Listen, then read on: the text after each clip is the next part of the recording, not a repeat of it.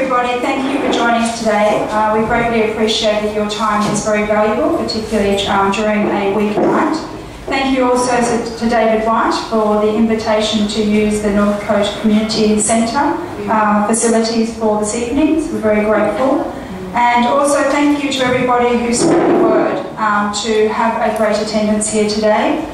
Push is a very small team and we really rely on the word of mouth and distribution of flyers and posters, so thank you to everybody. It's too many to list, but a little bit that everyone does goes a long way.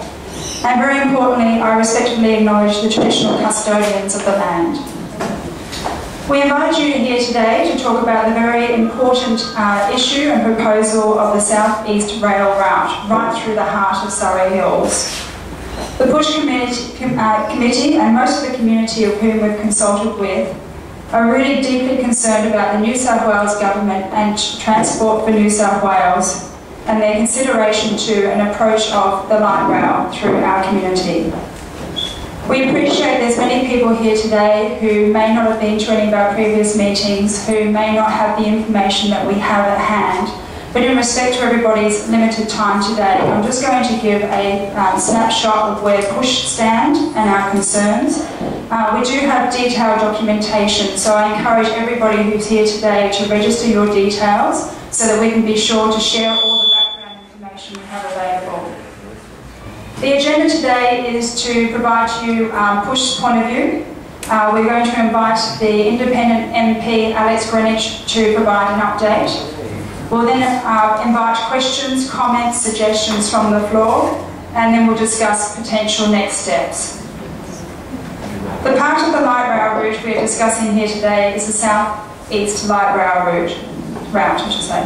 We believe the government's plan for the route is from Central Station, down Devonshire Street, through Wimbo Park, basically removing Wimbo Park, with the associated demolition of Olivia Gardens apartment complex, going through the Langdon car park, across South Downing Street, right through the heart of Moore Park, before reaching Anzac Parade. The driver of this route is to transport as many and as quickly the people from the University at Randwick, the SCG and the SFC, as quick as possible from those destinations to Central Station. Our concerns include the lack of community engagement and consultation. In 2011, Honorary Barry O'Farrell MP promised return of planning powers to the community. Well, I must have been asleep, because Surry Hills residents have been blindsided by this proposal to construct a light rail right through the heart of our village. The lack of engagement has created enormous and unnecessary stress, anxiety and distraction from the bigger picture of returning this transportation. And let's not kid ourselves, we're returning trams. This is not sexy, it's trams. The first time residents of Surry Hills officially heard about the South East Rail route was when the government released the Sydney Light Rail Future document in mid-December 2012. A few residents also had the courtesy of a letterbox drop as well. Understandably, seeing maps with a route right through the community, right through residents' homes and parklands sent shockwaves through the community. And the timing could not have been worse, leading into the festive season, and very conveniently, the holiday period for the government. Development that impacts community is a sensitive issue at the best of times. We also have to be realistic. When there's going to be development, there's going to be casualties. But that has to be handled with sensitivity, and it needs to be with consultation. Quite simply, this has been poorly managed by the government and Transport for New South Wales. This tram and the tram lines will bisect Surry Hills, and it will have major impact. To put simply, it will just basically split us in two. The proposed route has never been used for a transport corridor before. There is no bus service between Chalmers and Crown Street, so if part of the objective is to replace buses with light rail, then existing bus routes should be used. I asked the question, and Push asked the question, many in the community asked the question, why should Surry Hills be bisected for other people to transit it from one destination to the other between suburbs due to previous government mistakes in planning. Traffic flows into and out of the city and around Surry Hills area will be massively impacted. A local corridor, i.e. Devonshire Street, will be either closed or limited, forcing additional traffic onto surrounding streets. This will result in the return of traffic congestion that we experienced before the eastern distributor was opened. We also estimate 150 plus car spots will be lost on Devonshire Street. It took me 45 minutes on Thursday at 2 o'clock, no event day, during school hours, to find a car park between Devonshire, Parkham Street and Burke Street. Safety at the intersection of Devonshire and Burke Street is a major concern.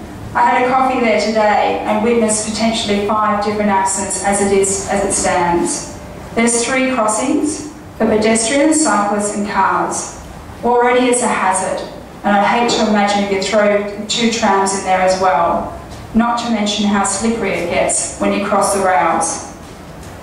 And importantly, we're here today by the side of the residents of the North Cove Community Complex, which houses over 1,000 people. How are we going to ensure the safety of all these people as they're crossing the road? The proposed route will mean the loss of housing in one of the most densely populated areas in Australia, and it will significantly reduce green space available to residents. Wimbro Park would be destroyed, and Moore Park will have a light rail right through the middle of it, dissecting it. Mind the tram. With residents primarily living in units and terraces and parklands, we really rely on these. These parklands are our back gardens. They're a place where we communicate, we integrate with the community, with our family, friends and animals. And it's very much part of the reason why we live here. The biggest question we have is the purpose and sustainability. The route between Randwick and Central will be a major corridor for light rail. Let's not kid ourselves. This is not just a nice little pretty sexy light rail that travels on the road. The objective is to transport people, and as many people as quickly as possible, from the university to Central. According to the government document released in December, during peak periods, one light rail will be crossing every 60 minutes. 60 seconds, sorry. 60 seconds, not bad, 60 seconds. It's envisaged that the proposal will be made at some point in the future to extend to Maroubra and La Perouse, and this will further increase the frequency of the light carriages along this proposed route. We have concern that light rail will result in very few cars being removed. We're yet to see any evidence of that, and cars are the problem for Sydney traffic, not buses. Our concern is that if we'll switch students from buses to rail and provide a more direct route for those already travelling by bus to the city from Randwick. Already, Surry Hills gets stuck between the Eastern Distributor and South Downing Street and the main railway of Central. There are no proper arterial roads to divert the traffic across these 2 corridors, so consequently traffic does get congested already in Cleveland Street and the surrounding roads. Adding light rail, you do the maths. How will the light rail travel across Moore Park, as many sporting groups, individuals, families, children, dogs playing in this park? How will it travel at maximum speed to reach Barrier Farrell's objective? Or one could look at a different angle and suggest the need for a slow speed light rail, necessitated by the terrain. If so, the objective of the proposed route is not served. Financial viability is a very interesting one. The wonderful solution of the Cross-City Tunnel was supposed to be the solution for transporting people around Sydney. However, many people just can't justify the cost of this service. How much will it cost to use the light rail? Will it have the same affordability issues? We also question the financial viability of a service where a large section of regular university students are concession card holders. Peak demand of this service for the university students is limited to just 32 weeks a year, and for sporting patrons at the SFS and the SFG is just 52 days a year. Now, a large section of this route is not populated. A light rail designed for people to hop on and hop off and to travel people around. Doesn't seem that that's the purpose of this based on this route. A considerable portion of the proposed route is through the Moore Park precinct, which has no residents living on it.